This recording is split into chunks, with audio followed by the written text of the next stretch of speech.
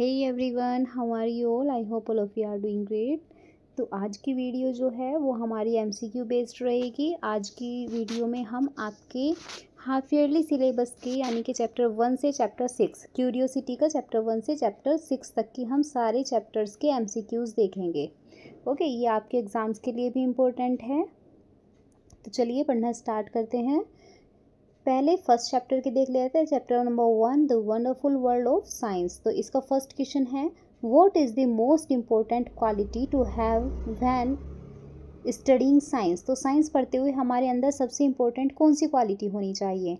Memory होनी चाहिए, curiosity होनी चाहिए, स्ट्रेंथ होनी चाहिए या फिर पेशेंस होना चाहिए। तो साइंस पढ़ते हुए हमारे अंदर सबसे ज़्यादा क्या होना चाहिए? क्यूरियोसिटी। और इसी के नाम पे आपकी बुक का नाम भी है, तो इसका आंसर हो जाएगा क्यूरियोसिटी। क्यूरियोसिटी मीन्स कुछ जानने की इच्छा होना हमारे अंदर, है ना। तो फर्स्ट का आंसर हो जाएगा क्यूरियोसिटी। क्वेश्चन नंबर 2 देखते हैं। Science help us understand. Science हमें क्या समझने में हेल्प करता है? ओनली द ह्यूमन बॉडी, केवल ह्यूमन बॉडी को। ओनली आउटर स्पेस, केवल अंतरिक्ष को। Everything in the world around us, हमारे आसपास जो कुछ भी है उस सब को। या फिर ओनली हिस्टोरिकल फैक्ट्स, केवल हिस्टोरिकल फैक्ट्स को। तो इसका आंसर क्या होगा? सी। ओके, हमारे आसपास जो भी होता है, हमारे अराउंड जो भी दुनिया है, संसार है, वर्ल्ड है, उस सबको समझने में हमारी हेल्प करता है science. Question number 3, why do scientist compare science to a jigsaw puzzle. जो साइंटिस्ट होते हैं वो साइंस को एक जिगसॉ पजल से क्यों कंपेयर करते हैं? तो इसका ऑप्शंस देखते हैं। Because it is easy to solve, क्योंकि इसे सोल्व करना ईजी होता है। Because every new discovery is like adding a piece to a bigger picture. जितनी भी हम नई नई डिस्कवरीज करते हैं छोटी छोटी, तो उनका मतलब क्या होता है? एक बड़ी पिक्चर में उसको ऐड करते जाना, फिर उससे दूसरे क्वेश्चंस निकलेंगे, फिर उनको सॉल्व करना, है ना। इस तरह से साइंस काम करता है। Because it has only one answer, क्योंकि इसका केवल वन आंसर होता है। और because it is a game, तो इसका सही आंसर क्या हो जाएगा? इसका सही आंसर होगा B, because every new discovery is like adding a piece to a bigger picture. Okay, तो इसका आंसर हो जाएगा बी वाला। अब नेक्स्ट क्वेश्चन देखते हैं हम।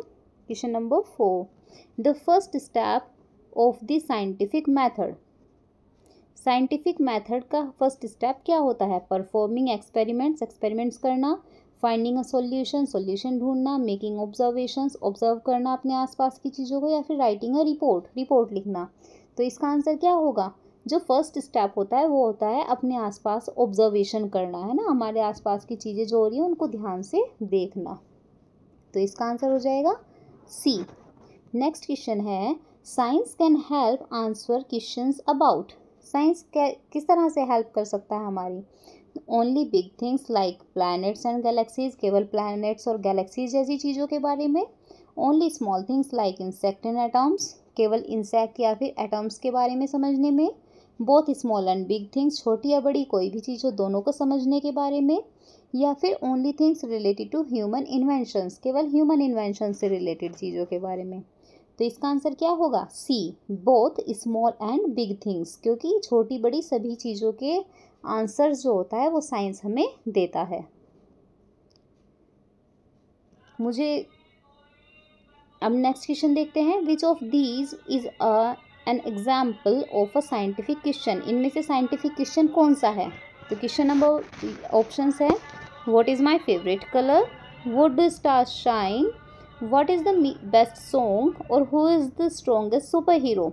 तो इनमें से साइंटिफिक क्वेश्चन कौन सा है? वो होगा व्हाई डू स्टार्स शाइन। ठीक है, इसके लिए हम पहले हमने अपने आसपास की चीज़ों को ऑब्जर्व किया कि स्टार्स चमकते हैं रात में। फिर हमारे दिमाग में क्यूरियोसिटी हुई कि स्टार्स क्यों शाइन करते हैं। तो ये साइंटिफिक क्वेश्चन है। ओके, इसका आंसर हो जाएगा यहाँ से।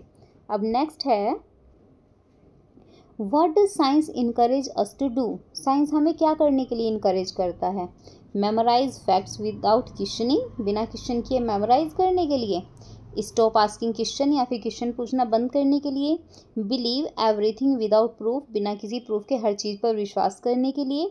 या फिर explore and discover new things, नई नई चीज़ों को एक्सप्लोर डिस्कवर करने के लिए। तो इसका आंसर क्या होगा? D, correct. Explore and discover the new things, इसीलिए साइंस हमारी हेल्प करता है और हमें इनकरेज करता है नई नई चीज़ें करने के लिए। तो इसके साथ अब नेक्स्ट क्वेश्चन देखते हैं, question number 9। If your pen stops writing, अगर आपका पेन लिखना बंद कर देता है, what is the best way to find out why, इसे ढूंढने का सबसे अच्छा वे क्या होगा। तो ये सभी क्वेश्चन जो है वो आपकी बुक में है। जब हमने एक्सप्लेनेशन पार्ट, अगर आपने एक्सप्लेनेशन पार्ट्स वाली वीडियोस देखी होंगी तो इन सब के आंसर आप बहुत इजीली दे देंगे, है ना। तो अगर आपने किसी चैप्टर का एक्सप्लेनेशन पार्ट नहीं देखा है तो please go through the video. Okay, अब इसके ऑप्शंस पढ़ते हैं। Follow the scientific method by testing possible reasons, हमें साइंटिफिक मेथड का यूज़ करना चाहिए। थ्रो इट अवे, इसे फेंक देना चाहिए। Use a different pen and ignore the problem, नया पेन यूज़ करो और प्रॉब्लम को इग्नोर कर दो। या फिर assume it is broken without checking, या फिर बिना चेक किए ही सोच लो कि ये तो ख़राब हो गया है, टूट गया है ना। तो इसका आंसर क्या हो जाएगा, हमें साइंटिफिक मेथड से चेक करना चाहिए। नेक्स्ट क्वेश्चन है, what is the role of experiments in science, science में एक्सपेरिमेंट्स का क्या रोल है। टू कन्फ्यूज़ पीपल, लोगों को कन्फ्यूज़ करने के लिए। To test gases and find evidence, gases को टेस्ट करने के लिए या फिर एविडेंस ढूंढने के लिए। टू एंटरटेन स्टूडेंट्स, स्टूडेंट्स को एंटरटेन करने के लिए। या फिर to prove all ideas wrong, जितने भी आइडियाज़ हैं उन सबको रॉन्ग प्रूव करने के लिए। तो इसका आंसर क्या होगा, अपने जो गैस हैं उनको टेस्ट करने के लिए और एविडेंस को कलेक्ट करने के लिए, है ना। इसके साथ ये वाला चैप्टर कंप्लीट होता है। अब हम चैप्टर नंबर 2 के MCQs देखेंगे। NCERT MCQs solution for class 6 science curiosity, chapter 2 diversity in the living world. चलिए इस चैप्टर को स्टार्ट करते हैं। What is the main objective of the nature walk in 6th science, the chapter 2। तो chapter 2 की जब हमने स्टार्टिंग की थी तो उसमें जो टीचर होती है वो बच्चों को नेचर वॉक के लिए लेकर जाती है। तो उसका ऑब्जेक्टिव बताना है कि क्यों लेकर गई थी टीचर उन बच्चों को नेचर वॉक के लिए। To collect flowers, flowers collect करने के लिए। To play in the park, park में खेलने के लिए। टू प्लक लीव्स, पत्तियाँ तोड़ने के लिए। या फिर to observe and respect nature, जो हमारी नेचर है उसको ऑब्जर्व और रिस्पेक्ट करना सिखाने के लिए। तो इसका आंसर क्या हो जाएगा, to observe and respect the nature. क्योंकि वहाँ पे जब बच्चे वॉक पे गए थे, नेचर वॉक पे, तो उन्होंने वहाँ पे बहुत सारी तरह के पेड़ पौधे देखे थे और टीचर से जाना था कि ये किस किस तरह के पेड़ पौधे हैं। नेक्स्ट है बायोडाइवर्सिटी इज़, बायोडाइवर्सिटी क्या होती है। ऑप्शंस देखते हैं। The study of rocks, rocks की पढ़ाई। The movement of animals, animals का movement. The variety of plants and animals in a region, किसी रीजन में प्लांट्स एंड एनिमल्स की वैरायटी। या फिर the change in weather patterns, मौसम में चेंज होना। तो इसका आंसर बायोडाइवर्सिटी किसे कहते हैं, बायोडाइवर्सिटी बोलते हैं किसी एक स्पेशल रीजन में, कोई भी रीजन है उसमें कितनी तरह के प्लांट्स या फिर एनिमल्स रहते हैं, है ना, उसके अकॉर्डिंग वहाँ की बायोडाइवर्सिटी को देखा जाता है। तो इसका आंसर हो जाएगा सी वाला, the variety of plants and animals in a region. Next question देखते हैं। Which of the following is an example of a tree, इनमें से ट्री का एग्जाम्पल कौन सा है। मैंगो, रोज, तुलसी या टोमेटो। तो देखो ये तीनों के तीनों जो होते हैं ये श्रब्स होते हैं, है ना, और मैंगो जो होता है वो ट्री होता है। तो इसका आंसर हो जाएगा tree, mango. Okay, next question, what type of root system does wheat have, wheat में किस तरह का रूट सिस्टम होता है। तो व्हीट का जो पत्ती देखी होंगी आपने वो इस तरह की होती है ना,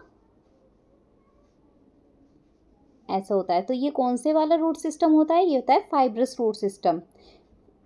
ये तो व्हीट का ऊपर का पौधा है और इसके नीचे जो जड़ें निकली हुई होती हैं वो इस तरह से निकली हुई होती हैं, बहुत सारी एक साथ ही, है ना। तो ये होता है फाइब्रस रूट सिस्टम। ऑप्शंस दिए हुए हैं, tap root, fibrous root, aerial root या फिर नन ऑफ द अबव। तो इसका आंसर हो जाएगा फाइब्रस रूट सिस्टम, व्हीट में फाइब्रस रूट्स होती हैं।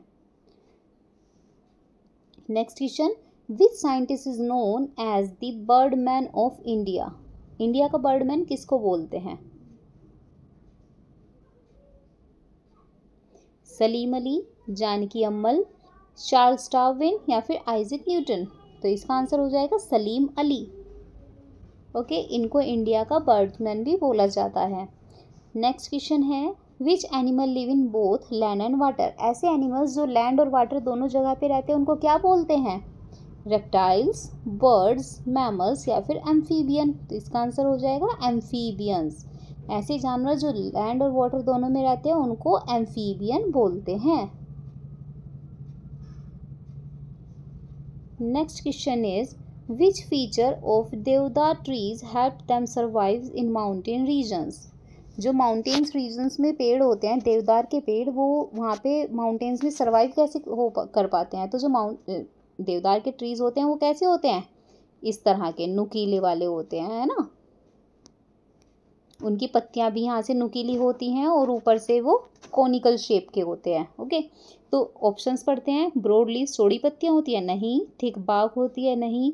Conical shape and sloping branches, उनकी जो शेप होती है वो कोनिकल होती है, यानी कि कोन्स बने हुए होते हैं, और जो ब्रांचेस होती हैं वो स्लोपिंग होती हैं, है ना। ऐसे नीचे की तरफ को अगर बर्फ भी पड़ेगी तो वो फिसल जाएगी, या फिर नन ऑफ द अबव। तो इसका आंसर हो जाएगा conical shape and sloping branches. Next question है what is the function of the camels hump. Camel के हम्प का क्या फंक्शन होता है? तो कैमल का जो हम्प होता है उसकी बॉडी पे, है ना, जैसे यहाँ पे ये कैमल है, तो ये जो हम्प होता है इसका फंक्शन पूछ रहे हैं, तो इसका फंक्शन क्या होता है? यहाँ पे जो कैमल होता है वो अपनी एनर्जी के लिए, जिससे वो रेगिस्तान में आसानी से ज़िंदा रह सके, तो इसके लिए वो यहाँ पे वाटर और फूड को इकट्ठा करता है और इससे उसे एनर्जी मिलती है ना, फैट्स इकट्ठा करता है वो।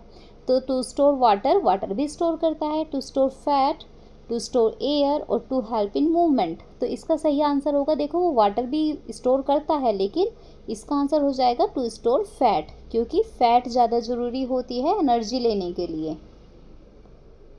ओके, तो कैमल के हम्प का क्या यूज़ होता है? टू स्टोर फैट, फैट को स्टोर करने में। नेक्स्ट क्वेश्चन है which of the following plants has parallel venation. इनमें से कौन सा प्लांट है जिसमें पैरेलल वेनेशन होती है? हिबिस्कस, मैंगो, रोज या फिर बनाना। तो पैरेलल वेनेशन कैसी होती है? दो तरह की वेनेशन पढ़ी थी हमने, रेटिकुलेट वेनेशन और पैरेलल वेनेशन। तो बनाना की जो लीव्स होती हैं उसमें पैरेलल वेनेशन होती है ना। क्वेश्चन नंबर 10 देख लेते हैं। What is the role of sacred groves. Sacred groves का क्या रोल होता है?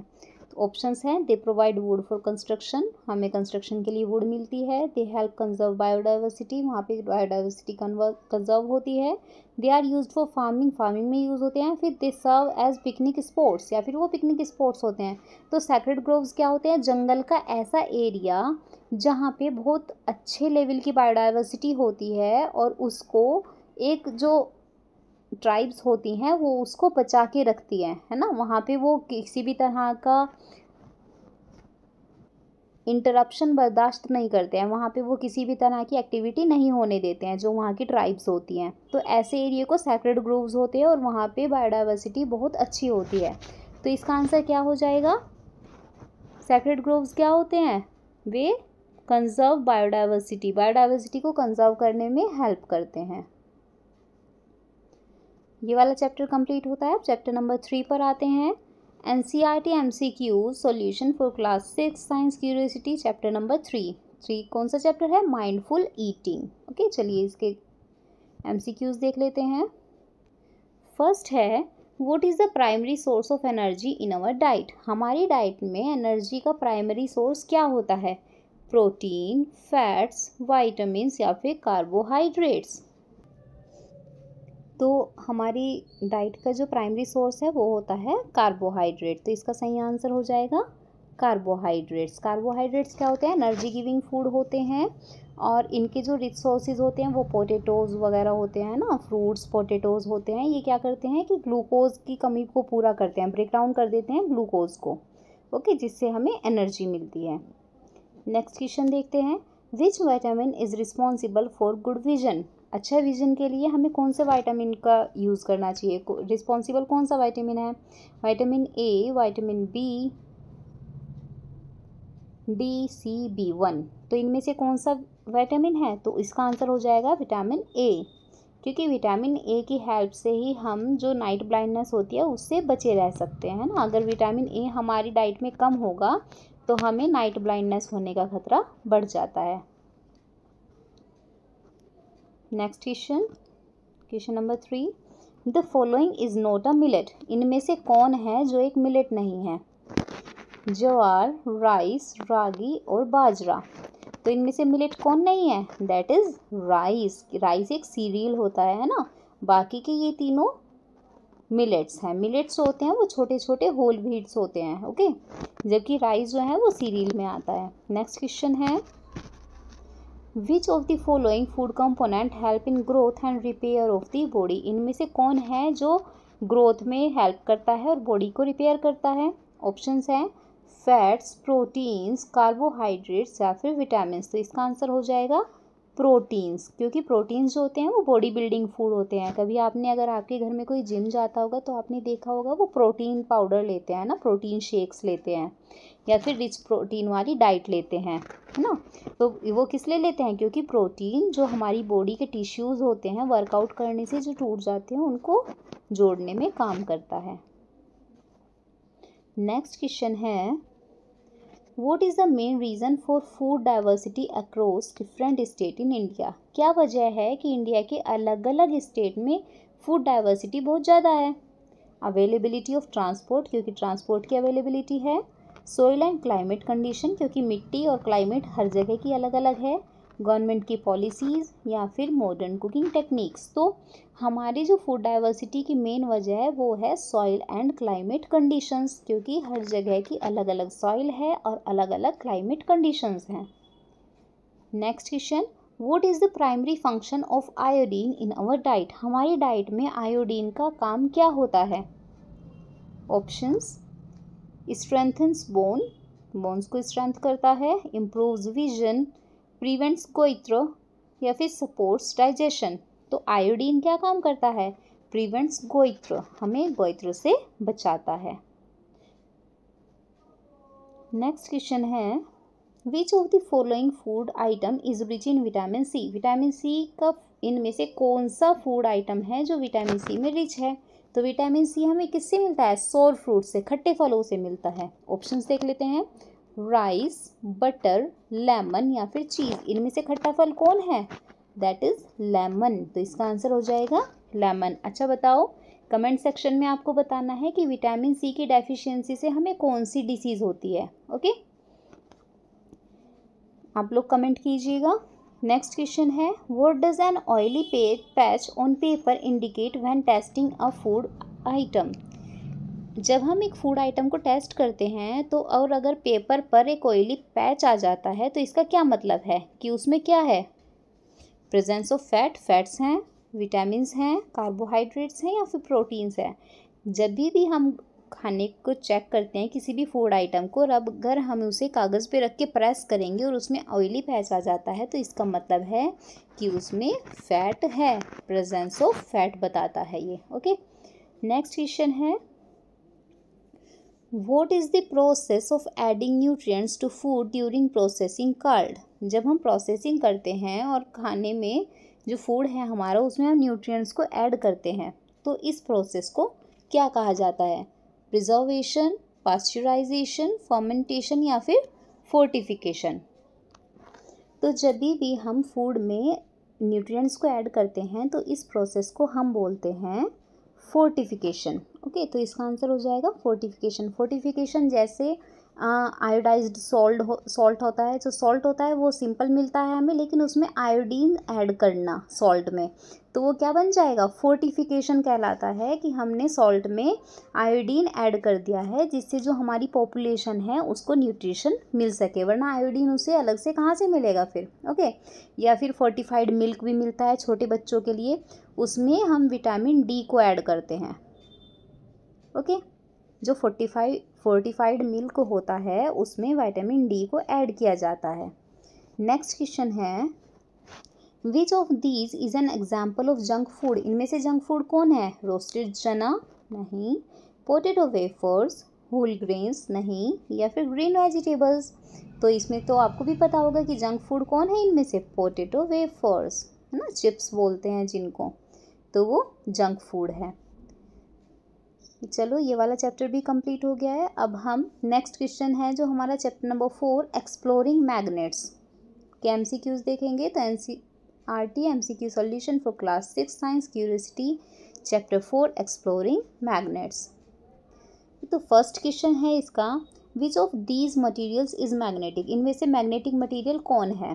तो मैग्नेटिक मटेरियल किनको बोलते हैं, जो मैग्नेट की तरफ अट्रैक्ट होते हैं। प्लास्टिक, आयरन, वुड या फिर ग्लास। तो इनमें से कौन है magnetic material, that is iron. ठीक, तो इसका आंसर हो जाएगा आयरन। नेक्स्ट क्वेश्चन है, what is the colour usually use to mark the north pole of a compass needle. जब हम एक कंपास नीडल को देखते हैं तो उसमें से जो नॉर्थ पोल होता है उसकी तो जो नीडल होती है उसकी नॉर्थ वाली साइड किस कलर से होती है, तो वो होती है रेड कलर से। ओके, तो इसका आंसर हो जाएगा red. Now next question, what is magnetic compass used for. Magnetic compass का यूज किस लिए किया जाता है, मेजरिंग टेम्परेचर, कंपास टेम्परेचर नापने में यूज होती है, नहीं। मेजरिंग वेट, वेट नापने में, बिल्कुल नहीं। स्टोरिंग एनर्जी, एनर्जी को स्टोर करने में, नहीं। फाइंडिंग डायरेक्शंस, डायरेक्शंस ढूंढने में, यस, कंपास का यूज हमेशा डायरेक्शंस ढूंढने में होता है, तो इसका आंसर हो जाएगा फाइंडिंग डायरेक्शंस। नेक्स्ट है, the ends of a magnet where most of the iron filings stick are called. जो मैग्नेट होती है हमारी, तो उसके जो एंड्स होते हैं, है ना, जहाँ पे आयरन फिलिंग सबसे ज़्यादा चिपकती है, एंड्स पे ही चिपकती है दोनों तरफ के पोल्स पे, तो उनको क्या कहा जाता है, एंड्स को। एंड्स को हम हमेशा बोलते हैं पोल्स। ओके, तो इसका आंसर हो जाएगा पोल्स। नेक्स्ट क्वेश्चन है, which of the following is a naturally occurring magnet. इनमें से नेचुरल मैग्नेट कौन सी होती है, बार मैग्नेट, इलेक्ट्रोमैग्नेट, लॉर्डस्टोन या फिर यू शेप्ड मैग्नेट। तो इनमें से जो नेचुरल मैग्नेट होती है वो होती है lodestone magnet. Next question, if a magnet is broken into 2 pieces. अगर एक मैग्नेट है और उसे 2 पीसेज में तोड़ दिया जाता है, व्हाट हैपन्स, तो क्या होगा। One place will have only the north pole. अगर ये वाली साइड है केवल, तो क्या इसमें केवल नॉर्थ पोल होगा, नहीं। One piece will have only the south pole. एक पीस में केवल साउथ पोल होगा, बिल्कुल नहीं, ये भी गलत है। किसी भी मैग्नेट के चाहे कितने भी छोटे छोटे टुकड़े क्यों ना हो जाए, उसमें नॉर्थ और साउथ दोनों पोल्स हमेशा रहेंगे। ओके, तो magnet loses its properties. Magnet अपनी प्रॉपर्टीज खो देगा, बिल्कुल नहीं। Each piece will have both north and south pole. तो हर पोल में नॉर्थ और साउथ पोल दोनों रहेंगे, हर पीस में, सही है, हर पीस में नॉर्थ और साउथ पोल जरूर रहेंगे।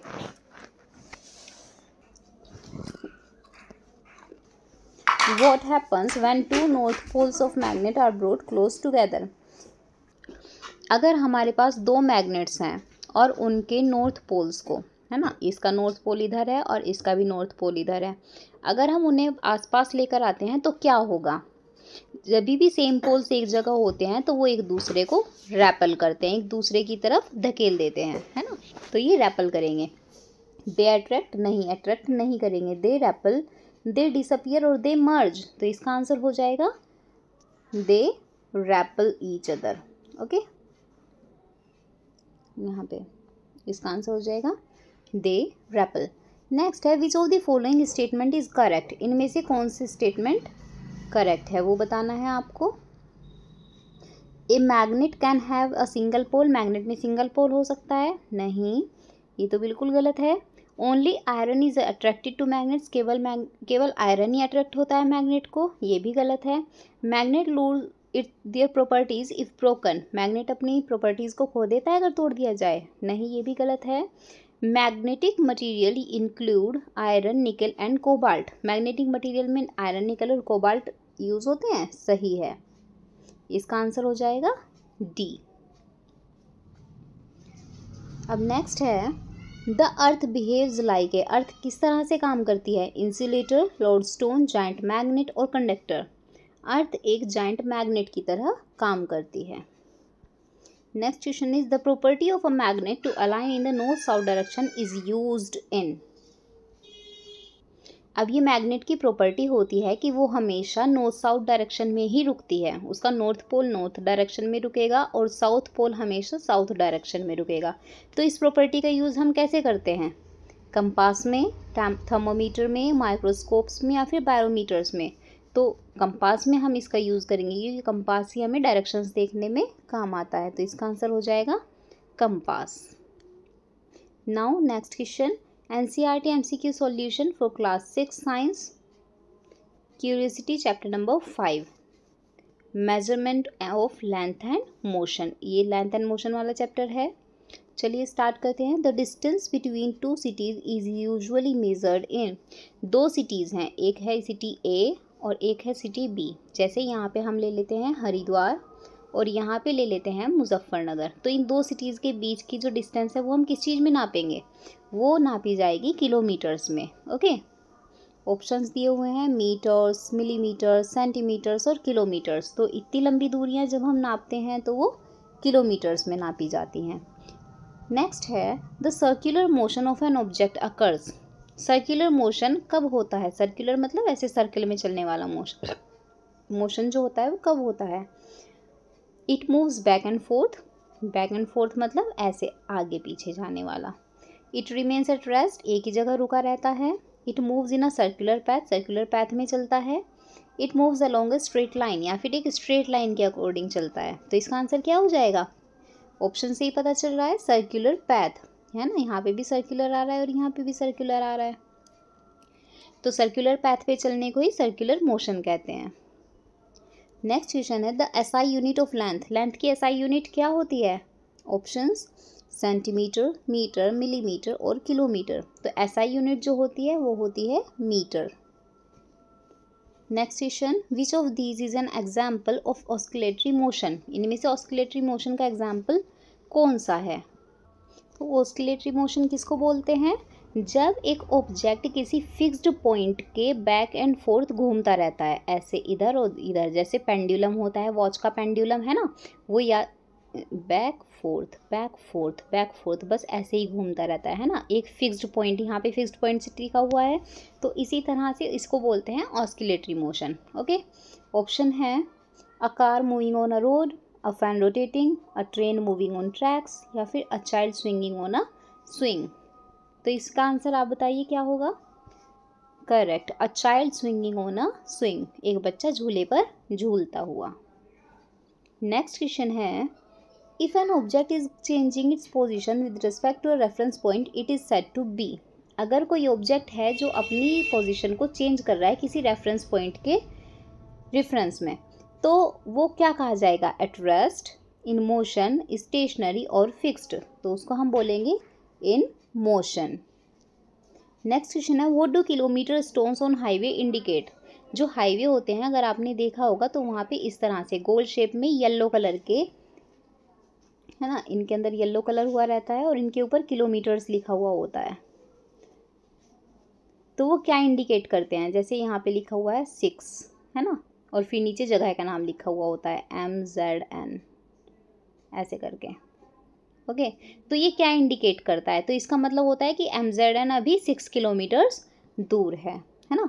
तो यहाँ पे speed limit, road width, location of petrol pumps या फिर distance from a reference point. इसका मतलब होता है कि अभी आप यहाँ पे हैं और यहाँ से अगर आपको MZN पहुँचना है तो वहाँ पे आपको 6 किलोमीटर्स लगेंगे अभी। तो ये क्या बताता है? डिस्टेंस बताता है किसी भी रेफरेंस पॉइंट से दूसरी जगह की। ओके, नेक्स्ट क्वेश्चन है the following is not a standard unit of measuring length. लंबाई नापने की इनमें से कौन एक स्टैंडर्ड यूनिट नहीं है? हैंड स्पैन, हैंड स्पैन मतलब हाथ से नापने को, मीटर, किलोमीटर या फिर मिलीमीटर। तो इसका आंसर हो जाएगा हैंड स्पैन एक ऐसा यूनिट नहीं है। The linear motion of an object is when it. Linear motion कब होता है ऑब्जेक्ट का? लीनियर मोशन कहते हैं जब वो लाइन में चलता है, जैसे रोड पे कार का चलना। ओके, इस तरह से लीनियर मोशन बिल्कुल लाइन वाइज चल रहा है। तो ऑप्शंस है stays at rest, moves up and down, moves in a circle और moves in a straight line. तो इसका आंसर क्या हो जाएगा? जब वो एक स्ट्रेट लाइन में चलता है। Next question, what is the correct way to measure the length of an object using a scale. Scale से किसी भी ऑब्जेक्ट की जो लेंथ अगर नापनी है तो उसका सही तरीका क्या है? Keeping the scale at the angle, scale को एक एंगल पे रखना। Measuring without aligning the zero mark, बिना जीरो मार्क चेक किए फिर मेज़र करना। Keeping the scale along the length of the object, scale को ऑब्जेक्ट के पास रखना। या looking from the side, side से देखकर नापना। तो इसका आंसर हो जाएगा। तो इसके लिए हम क्या करेंगे, कोई भी ऑब्जेक्ट है अगर हमें इस पेन को नापना है, ओके, तो हम क्या करेंगे, स्केल लेंगे और उसके वन एंड से ज़ीरो को अलाइन करेंगे और फिर परपेंडिकुलर वे में देखेंगे जिससे एरर्स ना हो। तो इसका आंसर क्या हो जाएगा? इसका आंसर हो जाएगा keeping the scale along the length of the object, object की लेंथ के साथ में रख के स्केल को फिर नापना। नेक्स्ट क्वेश्चन है 1 kilometres is equal to, 1 kilometre में कितने होते हैं मीटर्स? 100 मीटर्स, 1000 मीटर्स, 10,000 मीटर्स या फिर 10 लाख मीटर्स? तो इसका आंसर हो जाएगा 1000 मीटर्स। 1 किलोमीटर में 1000 मीटर्स होते हैं। Now chapter number 6, materials around us. Okay, ये लास्ट चैप्टर है क्लास 6 का, चैप्टर नंबर 6। इस आपकी पूरी बुक में 12 चैप्टर्स हैं, तो हाफ ईयरली के तौर पे मैंने केवल यहाँ पे 6 चैप्टर्स के ही MCQs रेडी किए हैं। नेक्स्ट 6 चैप्टर्स के MCQs भी मैं जल्दी ही अपलोड कर दूँगी। चलिए नेक्स्ट देखते हैं क्वेश्चन। फर्स्ट क्वेश्चन है what is baked clay commonly known as? Baked clay को क्या कहा जाता है? बेक्ड क्ले किसको बोलते हैं? जब मिट्टी को अच्छे से पका दिया जाता है तो उसको क्या बोलते हैं? ग्लास, मेटल, प्लास्टिक और टेराकोटा। तो इसका आंसर हो जाएगा टेराकोटा।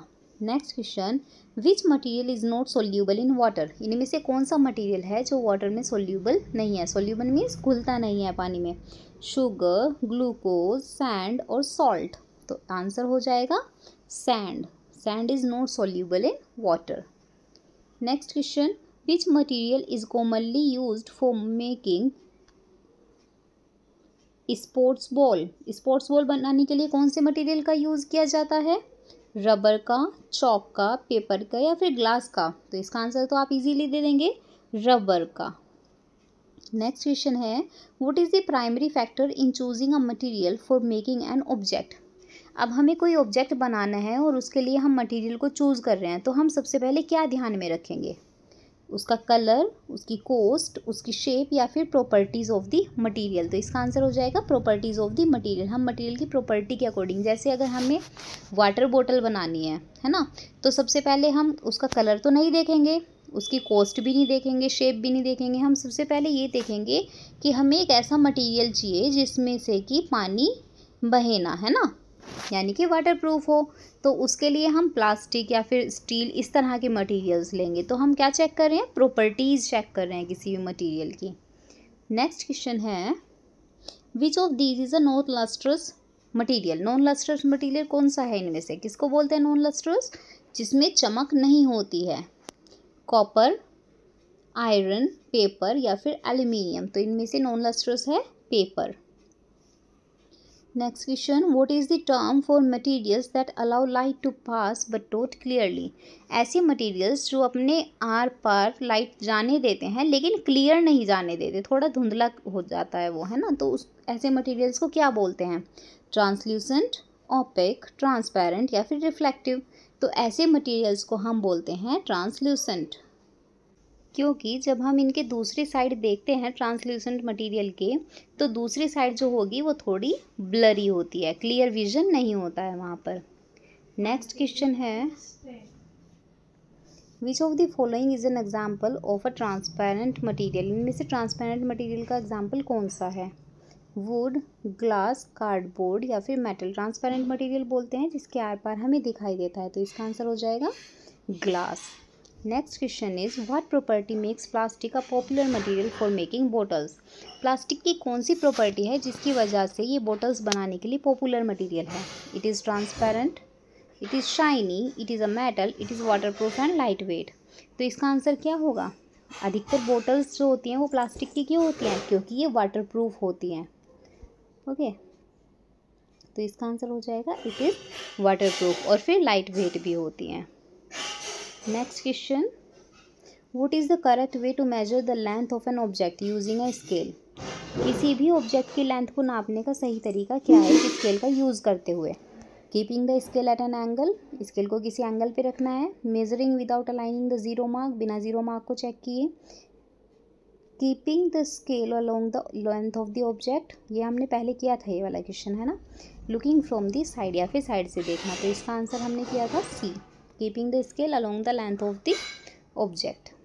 नेक्स्ट क्वेश्चन है, what is the mass of an object tell us? किसी भी ऑब्जेक्ट का मास हमें क्या बताता है? Its shape, its volume, its weight और the amount of matter in it. तो मास हमें क्या बताता है? मास होता है किसी भी ऑब्जेक्ट में मैटर कितना है, तो इसका आंसर हो जाएगा the amount of matter in it. Okay, so with this we are done with the MCQ part of these chapters, chapter 1 to 6. I hope it will help you in your half yearly examinations. If you like our video, don't forget to like, share and subscribe our channel. Thank you so much.